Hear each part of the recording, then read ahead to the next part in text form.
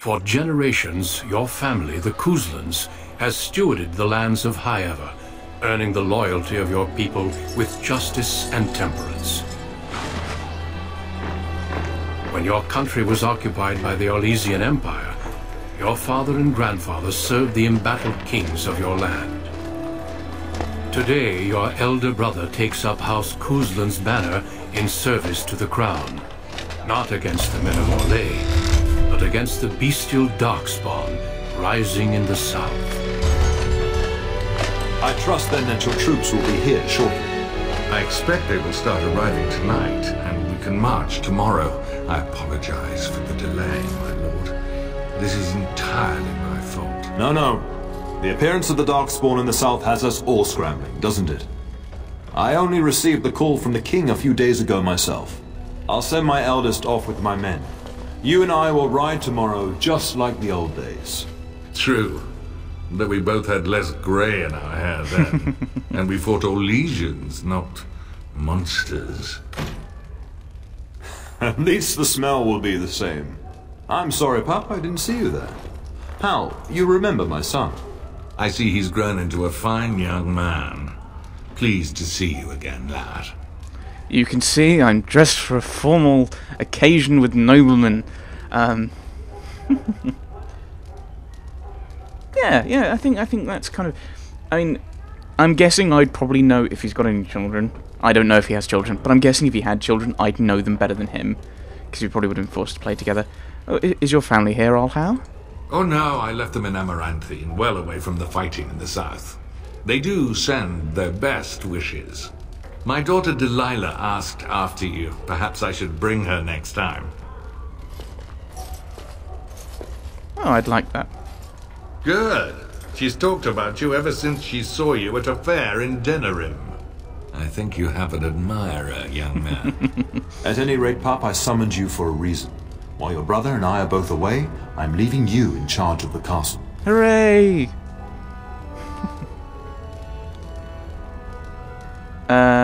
Yeah, I think it will be a bit headstrong. Well, someone's got to stay behind. I'm not sure if he'd want to actually go to the battle. I think he might have seen a few battles. Actually, I don't know. Would there have been any battles? It's a problem with not knowing a huge amount of the lore. No, I think I will say that actually. Because I'm kind of trying to impress Al Howe and as well as my dad. So I'll do my best, Father. Now that's what I'd like to hear. Only a token force is remaining here, and you must keep peace in the region. You know what they say about mice when the cat is away. Yes. There's also someone you must meet. Please, show Duncan in.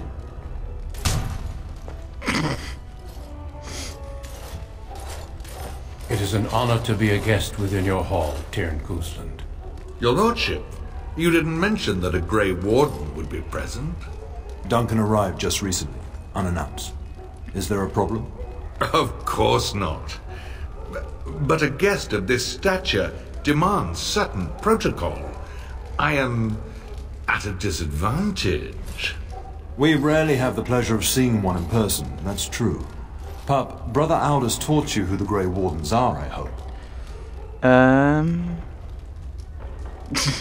I don't want to say 4.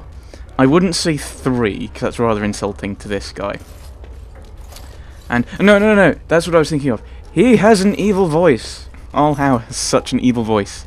It's like, it sounds a bit like Tim Curry, or someone trying to sound like Tim Curry, and he's almost always evil. And Duncan's voice is familiar as well. I need to listen to him. They defeated the Darkspawn long ago. They're an order of great wars. I think I would have heard more about their history. So they defeated the Darkspawn long ago. Not permanently, I fear. Without their warning of the Darkspawn rising now, half the nation could have been overrun before we'd had a chance to react. Duncan is looking for recruits before joining us and his fellow wardens in the south. I believe he's got his eye on Sir Gilmore. If I might be so bold, I would suggest that your son is also an excellent candidate. Honor though that might be, this is one of my sons we're talking about. Is there a reason I shouldn't join them? You did just finish saying that Grey Wardens are heroes, old friend. I have not so many children, and I'll gladly see them all off to battle. Unless you intend to invoke the right of conscription. Have no fear. While we need as many good recruits as we can find, I've no intention of forcing the issue. Pup, can you ensure that Duncan's requests are seen to while I'm gone? Of course. Hey, it's there. In the meantime, find Fergus, and tell him to lead the troops to Ostagar ahead of me. No, I'd like to hear from Duncan, you know. Tales of battles. I think that would thrill him. But I'd like to stay and talk to Duncan. You'll have plenty of time after we're gone. We must discuss the battle plans in the south. Be a good lad and do as I've asked. We'll talk soon. Ooh, tactical view. I will probably not be using it. First things first, get that out. Right, issuing orders. Well, pause. Right click to go there. Space bar stops it. Right one. Ooh. I have load of. Oh, come on.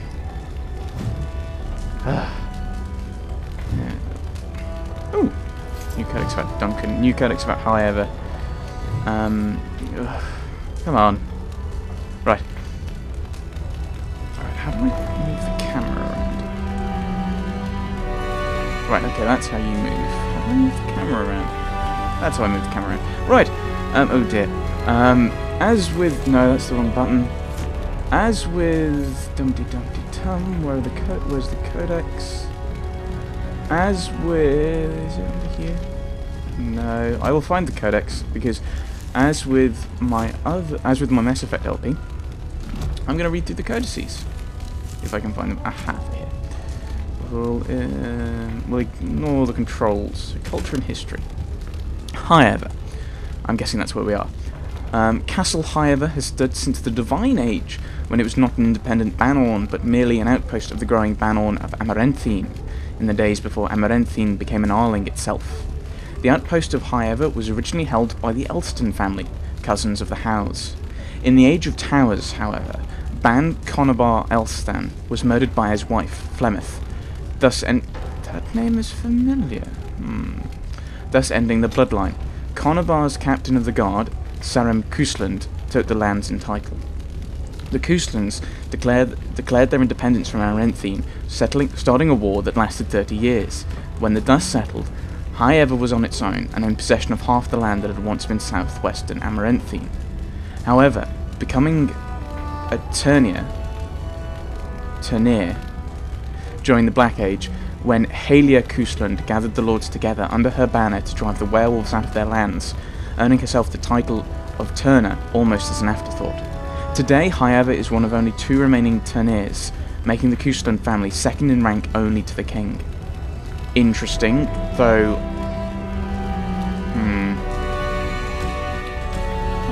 I can see old Hound not necessarily being overly happy, depending on how long ago this was. Characters. Duncan! Men and women from every race, warriors and mages, barbarians and kings. The Grey Wardens sacrificed everything to stem the tide of darkness, and prevailed. Like many others, Duncan gave up his family name when he joined the ranks of the Wardens, a symbolic gesture of cutting ties. He might say this was a convenience in his case, however. His mother was from the Anderfelds, his father from Tevinter.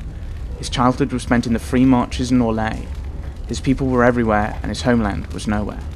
He was given the almost impossible task of leading the Wardens in Ferelden, a kingdom that had thrown the Order out 200 years earlier. Facing local suspicion and hostility, he set about finding recruits.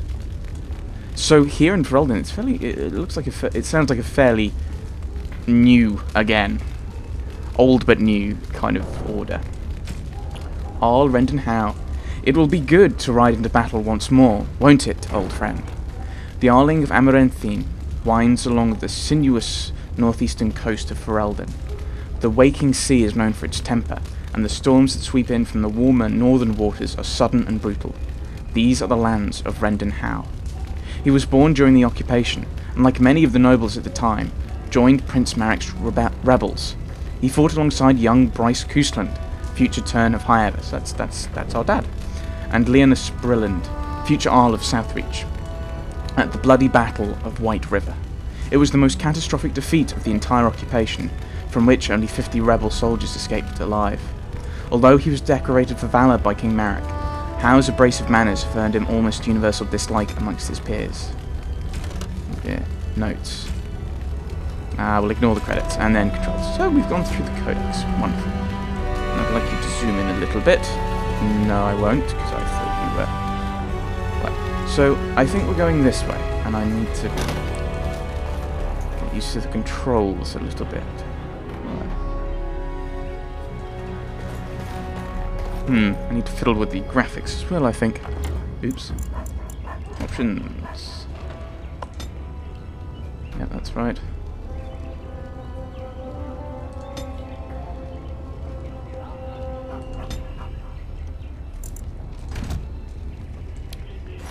There we go, that's a bit better. Just had to fiddle with... Oh dear. Why is it misty down here? Can I have a look in here? Oh, my lord, we were just, You were taking a break, surely? Well, the treasury's safe. I'm not even sure why the Tern stationed us here. Oh, don't worry about it. I won't say anything. We appreciate that, my lord. Thank you. They're just having fun. I mean, they've got to have some time to themselves. And, yeah, there's all our men. There's all our house men. I mean, not exactly a huge number of people. Well, it's not likely that someone's going to actually attack, is it? So we've got to go there, haven't we? Maybe we should go everywhere else first. Let's go everywhere else. No, I don't want to go that way. There you are. Your mother told me the Tern had summoned you, so I didn't want to interrupt. Oh, this is Sir Gilmore. Oh, hello to you too, Sir Gilmore.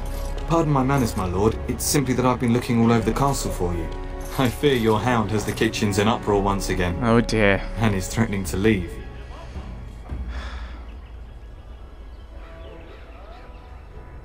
Oh, did the dog get into the larder again? No matter how the maids try to keep him out, he always finds a way in.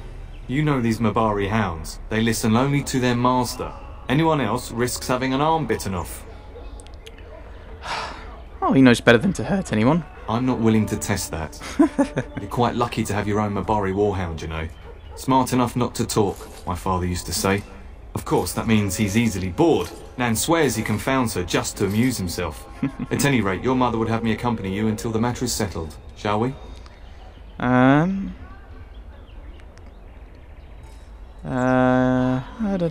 the kitchen then. Just follow the yelling. When Nan's unhappy, she makes sure everyone knows it. Right. We have a new quest. Huzzah, quest. Right, that's not quest. L for quest. J for quest. Right. The Couslands of Hyevus. We've got the father's task. Find Fergus. Your father, Tern Brees Cousland, and Arlhow have been summoned by King Caelan to the Battle of Ostagar. However, Arlhow's forces have been delayed. You have been sent to tell your brother, Fergus, that he should leave for Ostagar ahead of your father. Fergus is probably in his room, saying goodbye to his wife and child. Mischief in the larder. Get your trusty hound out of the larder. Sir Gilmore has come to you with a problem in the kitchen. Your dog is in the pantry causing problems, and the cook wants you to deal with him. Sir Gilmore will join you while you deal with the matter. And, we shouldn't think about that yet, because we can't do it. Let's have a look at the chapel, because I know there's a chapel somewhere. The map told me so. And then we'll go and get our dog. Very well. Is there a way of walking? Is there a way of walking, he says. I don't know. Probably not relevant. Probably don't need to. Mother Malol. Maker, prepare a place for us. Redeem our world from sin. Forgive our transgressions. Maker, forgive us all! Have you come to pray for your brother and father? I'd be happy to ask for the Maker's blessings with you. I would appreciate that, Mother Malol. Please, child. Call me Malol. I've known you since you were a wee babe after all. Creator of the sky, the land, and the sea. Hear your people in our time of need. Make a watch over us. Let no man have cause to fear the shadows. Let their souls be lifted upon your return. So let it be. Maker, forgive us all. There now. I'll be keeping a vigil tonight. You're welcome to come. There are many more who must receive the Maker's blessings before they leave. If you would excuse me. I should go anyway. We shall talk once the soldiers have departed. Right. Ooh, Codex. The Maker. There was no word, for heaven or for earth, for sea or sky. All that existed was silence. Then the voice of the Maker rang out, the first word, and his word became all that might be. Dream and idea, hope and fear, endless possibilities, and from it made his firstborn. And he said to them, In my image I forge you.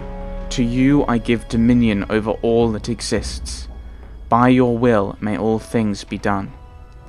Then in the center of heaven he called forth a city with towers of gold, streets with music for cobblestones, and banners which flew without wind.